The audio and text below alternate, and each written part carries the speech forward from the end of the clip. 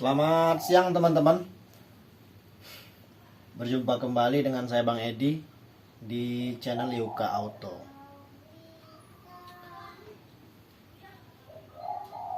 Ada juga saya ingin membalas sebuah pertanyaan dari salah satu teman komen di akun YouTube saya, yaitu pertanyaannya adalah, itu burung dari anakan atau dari hasil tangkapan? Baik, siang hari ini akan saya jawab. Mungkin pertanyaan itu lebih mengarah ke burungnya kenapa bisa jinak ya, seperti burung dari anakan. Enggak teman-teman, ini burung dari hasil pikat. Burung dari hasil pikat, bukan ombyokan ya, bukan dari hasil jaring, tapi hasil pikat teman-teman. Mungkin memang banyak benar, bukan teman-teman dari sosmed aja yang heran kenapa bisa sejinak ini. Jadi seperti video-video saya sebelumnya,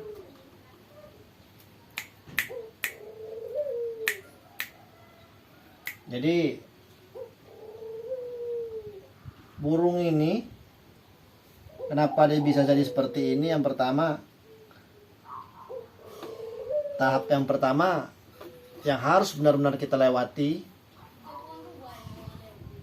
yaitu bagaimana caranya biar burung ini tidak giras. Jangan dulu ngejar gacor ya. Jangan dulu kita ngejar yang namanya gacor. Tapi kejar dulu proses agar burung ini tidak giras atau tidak liar, tidak gelabakan ya. Jadi saya punya cara tersendiri. Nggak tahu ya, mungkin teman-teman yang lain, para suhu-suhu yang lain, para pakar-pakar yang lain yang lebih berpengalaman berbeda. Namun saya pribadi, caranya adalah, mungkin pernah saya post juga di video-video saya yang lain, yaitu harus sering kita mandikan sore hari teman-teman. Sering kita mandikan pada saat sore hari. Sore harinya kalau saya ya ini ya, cara saya. Saya hitung dari mulai jam 4 sampai jam 6. Saya mandikan sore. Namun memandikannya bukan cuma sekedar semprot-semprot teman ya, bukan. Jadi benar-benar saya buat basah. Namun di saat kita memandikannya pasti menemukan sebuah kendala. Apa kendalanya? Yaitu bulu burung ini kan mengandung lapisan lilin. Dia sama seperti daun talas teman-teman.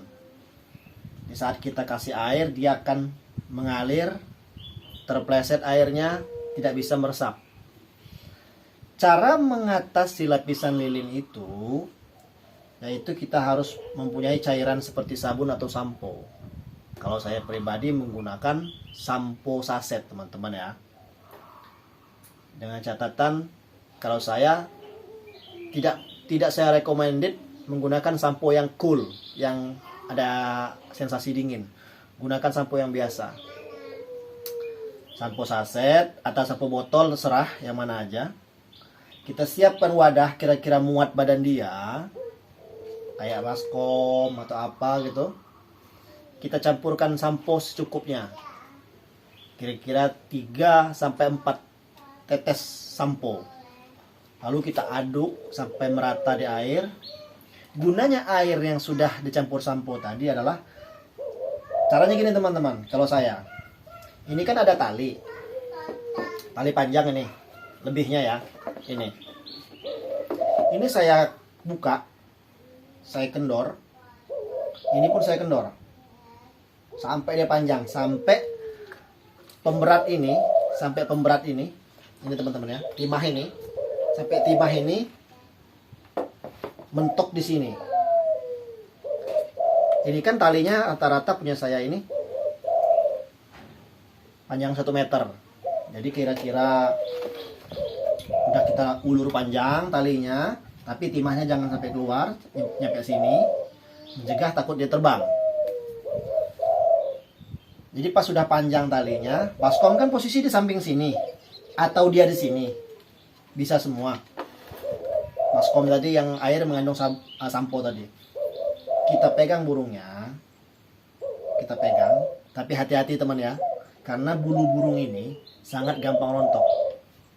Kalau saya pribadi, saya pegang, saya celupkan di air tadi yang ada sampo, saya siram bawah sayap, pokoknya harus kena semua. Nah, kalau udah terkena sampo itu, terkena air itu, nanti bulunya akan basah, bener-bener basah kuyup, basah kayak kain dicelupin di air. Kalaupun teman-teman ragu, takut bulunya pada brodol atau bulunya pada rontok, cukup seperti ini. Jadi ambil semprotan kecil, air sampo tadi, kita letakkan di dalam semprot, lalu kita semprotkan. Yang paling utama harus jadi target kita nyemprot, atau target yang harus basah, di bawah sayap, bawah ketiak. Kita angkat sayapnya seperti ini, kita semprot. Baru bagian atas, bagian bawah, bagian anus, bagian ekor. Kira-kira sudah basah semua, lapisan lilinnya sudah hilang. Nah, baru kita bilas menggunakan air biasa atau air bersih. Nah, demikian teman-teman, cara memandikan burung seperti ini yang mempunyai lapisan lilin pada bulunya. Setelah kita bilasnya seterah. Kalau kita mau membiasakan langsung dari selang sanyo, nggak apa-apa. Itu tergantung kebiasaan nanti. Atau kita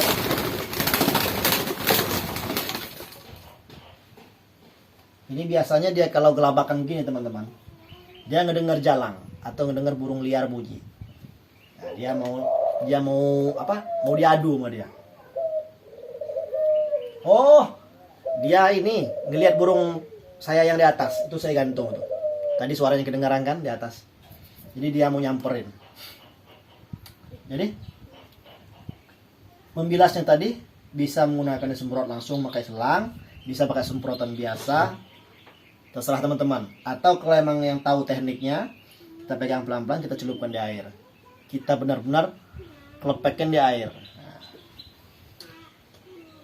di samping fungsinya membuat dia basah, fungsi yang lain sampo itu adalah membuat bulunya cantik teman-teman. Bulunya bagus mengkilat. Lihat seperti ini.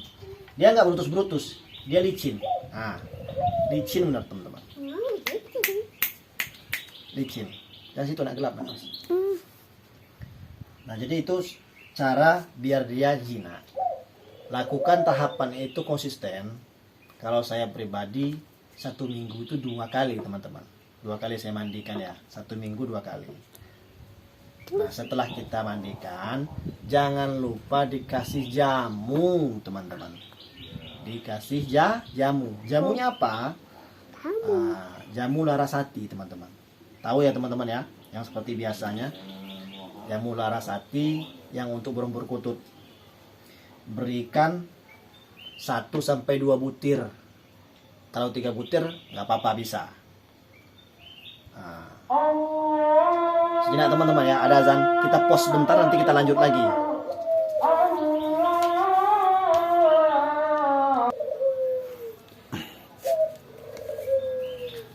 Jadi seperti itu teman-teman, kita lanjut ya. Tadi kita pause sebentar karena ada azan. Jadi setelah dimandikan tadi, jangan pernah lupa ya, kita kasih penghangat tubuh. Jamunya seperti ini teman-teman.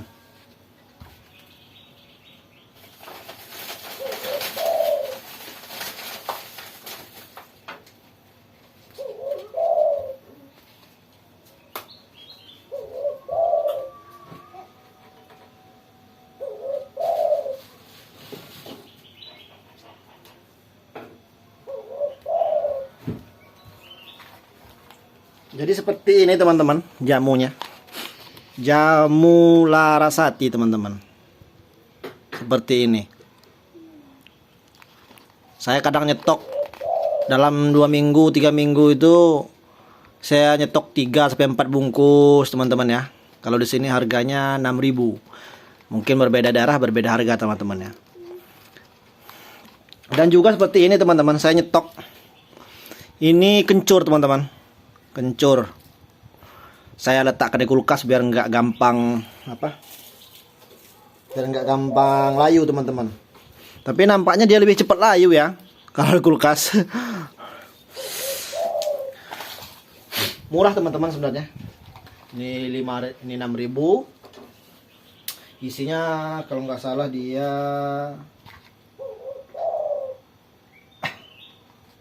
15 butir teman-teman. 15 butir. Ini juga 5.000. Banyak benar dapatnya. Jadi setelah dimandikan basah kuyup, kita kasih Larasati ini. Kalau saya pribadi, saya biasakan kasih 2. Di samping pengiritan, takut juga terlalu panas. Dikasih 2, kita lolohkan. Terus kencur ini teman, kita parut secukupnya aja, kita kira-kira. Setelah dimandikan, setelah kita lolohkan jamu, kita buka mulutnya, kita ambil parutan kencur tadi, kita pencet sampai sari pati cairan kencur itu keluar, kita teteskan ke mulut burung tersebut yang dari mandi. Kira-kira 3 sampai 4 tetes teman-teman. Kita pastikan harus masuk. Kalau dia baru pertama kali dikasih kencur, dia akan batuk gitu, kayak orang pedesan. Nanti kalau lama-kelamaan, seminggu 2 minggu dan seterusnya, dia akan terbiasa. Setelah kita kasih jamu, setelah kita kasih kencur, kita gantungkan malam hari. Di malam hari itulah tubuhnya akan mencerna, meresap energi atau kehangatan dari barang-barang rempah tadi, seperti kencur. Ini kan rempah semua isinya, bukan kimia teman-teman. Dari Larasati, dia akan hangat. Seiring waktu teman-teman ya, ini bukan instan loh. Catat, bukan instan. Seiring waktu, dari bulan ke bulan, berganti tahun, dia akan kelihatan nanti prosesnya. Dia kelihatan. Karena ada kuku nih teman-teman, termasuk burung anggungan yang agak cepat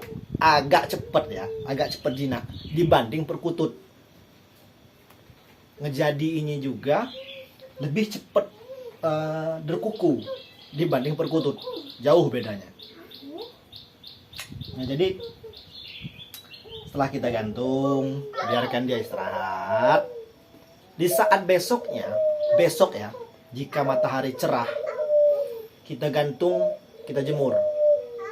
Rentan waktunya seperti yang bisa dari saya katakan di video sebelumnya, dari jam 7 pagi atau pertama kali muncul matahari sampai jam 10. Rentan waktu, bukan lama waktunya ya, tapi rentan waktunya. Nah, kalau lama jemurnya itu tidak bisa disamakan. Setiap burung tuh beda-beda kekuatan atau beda-beda kebiasaannya di alam. Seperti ini, doping ini, pikar anting saya ini, dia agak tahan di matahari. Bisa 1 jam sampai 2 jam dia tahan, belum mengap mulutnya, belum mangap-mangap. Tapi kalau, nah, yang bunyi itu, nah, di atas, itu pikat saya juga namanya joker. Itu dia agak kurang tahan. 1 jam aja kena matahari, dia udah mangap-mangap. Jadi intinya harus kita pantau di saat menjemur, kita lihat. Oh, kita hafalin sifatnya. Oh, si ini agak tahan. Oh, si ini kurang tahan. Kita lihat, kalau mulutnya udah ada mangap-mangap, kita angkat. Jangan kita paksakan. Efeknya teman-teman, kalau kita paksakan dia setelah mangap, kita terus juga jemur, dia udah gelisah ke kiri ke kanan, itu tandanya udah nggak kuat teman-teman. Dia gelisah ke kiri ke kanan, naik turun ke kiri ke kanan, gitu terus. Atau dia menjemur-jemurkan air minum yang dipakainya nih, disembur-sembur sama dia, dimain-mainkan pakai paruhnya, itu tandanya dia udah nggak kuat. Kalau kita paksakan, akibatnya satu. Cuma satu akibatnya. Fatal dari segi suara. Dia nggak akan bunyi dalam kurun waktu yang sangat lama. Bahaya, hati-hati. Nah, itu proses yang pertama, yang seperti tadi ada teman juga nanya, itu dari anakan apa dari, ini murni dari hasil pikatan, bukan dari anakan, dari burung jalang kalau di sini namanya. Tapi prosesnya seperti itu teman-teman. Jangan kita ngejar waktu, atau kita yang dikejar waktu, jangan. Ah, ini kenapa burung ini kok nggak jinak-jinak, nggak bunyi-bunyi? Ya kalau kita kayak gitu ya namanya kita bukan hobi teman-teman. Kita hanya apa ya? Ikut meramaikan lah istilahnya. Orang yang ikut-ikutan. Kalau hobi itu ya biarin aja, alurin aja, biar sesuai seiring waktu. Mandi kasih jamu gantung. Besok jemur. Ada waktu kita turunkan seperti ini. Ajak ngobrol. Kita pelan-pelan, elus pelan-pelan. Dikit-dikit, sentuh dikit-dikit. Sampai dia terbiasa dengan tangan kita. Sampai dia bisa seperti ini. Dan prosesnya itu nggak bentar teman-teman. Nggak ada yang instan. Nggak ada. Hidup kita aja butuh proses. Yang situ nak. Gelap sini. Sini. Nah jadi kalau kita dikejar-kejar sama hasrat kita biar cepat, itu nggak bisa. Beli aja burungnya udah jadi teman-teman. Kalau mau cepat, tapi tentu harganya juga kencang. Kenapa dia kencang? Karena ya kita tahu prosesnya teman. Pakai hati, pakai otak, pakai kesabaran yang ekstra. Terus jamu yang dikeluar tuh nggak sedikit nggak teman-teman, seriusan nggak sedikit. Bayangin, burung saya di sini berkuku 3 yang pikat, berkutut yang pikat 2, yang masih ajaran atau yang baru mau jadi 2, burung puter yang ditangkur 3, belum yang diindukkan. Itu semuanya teman-teman 2 minggu sekali saya kasih jamu 2-2. Kaliin teman-teman, sebulan tuh habis berapa kotak? Nah, itulah di situ terkadang itu yang buat dia mahal. Bukan burungnya yang buat mahal, teman-teman. Prosesnya, teman-teman. Prosesnya itu membutuhkan emas yang banyak, prosesnya itu istilahnya.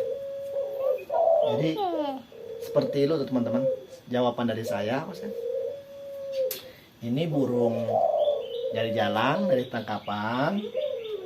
Prosesnya seperti tadi. Ini saya pelihara sekitar 5 tahun ini, dari saya sebelum nikah ya. Karena sudah nikah, udah punya anak.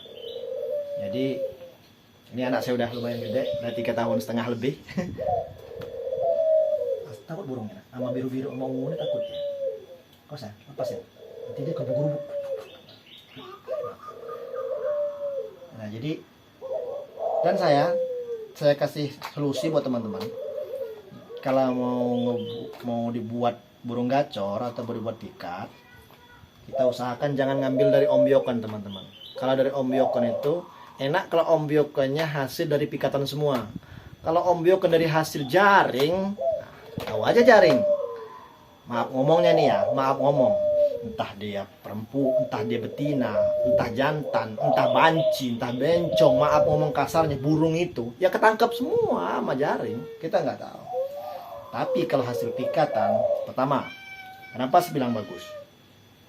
Burung hasil pikatnya itu dia mentalnya kuat, dia berani nyamperin pikat, satu kena pulut atau kena jebakan, dia bukur-bukur dulu, berantem dulu dia. Pertanda dia udah pasti jantan, udah pasti itu. Nah seperti itu caranya. Jadi tinggal kita lagi proses kita, kesabaran kita, ketekunan, ketelatenan kita untuk burung tersebut. Nah itu teman-teman ya. Yang tadi nanya seperti itu, ini dari hasil pikatan, bukan dari ombyokan atau dari anakan, bukan. Hasil murni pikatan. Dengan proses yang panjang, ini saya pelihara lebih kurang 5 tahun lebih. Sebelum saya nikah, ini anak saya udah gede. Nah, itu patokannya. Demikian teman-teman ya, itu dulu yang kita bahas pada siang hari ini, waktu zuhur. Semoga kita semua diberikan sehat, panjang umur, dimurahkan rezeki teman-teman ya. Oh ya, satu lagi teman-teman, sebelum saya akhiri, kamu tes burung kamu. Caranya begini teman-teman. Kalau kamu tidak punya 2 cepuk, cuma punya 1 cepuk, pertama, isi cepuk dulu dengan ketan hitam, full ketan hitam, seperti ini misalnya. Aduh, tumpah. Nah, misalnya seperti ini. Letakkan di burung yang baru kita pelihara. Dia doyan nggak makan ketan hitam? Seberapa doyan? Nah, misalnya 2 hari atau 3 hari, praktek ini. Nah, setelah itu kita ganti. Cepuk yang lain berisikan full millet. Ya, kita taruh. Kita teliti. Dia lebih doyan ketan hitam atau lebih doyan millet?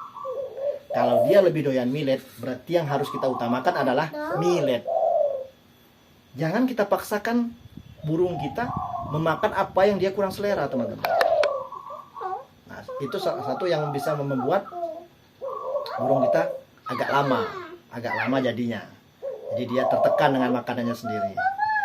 Kalau memang dia lebih suka millet, berarti target kita adalah, takarannya adalah kita buat 70% millet, 30%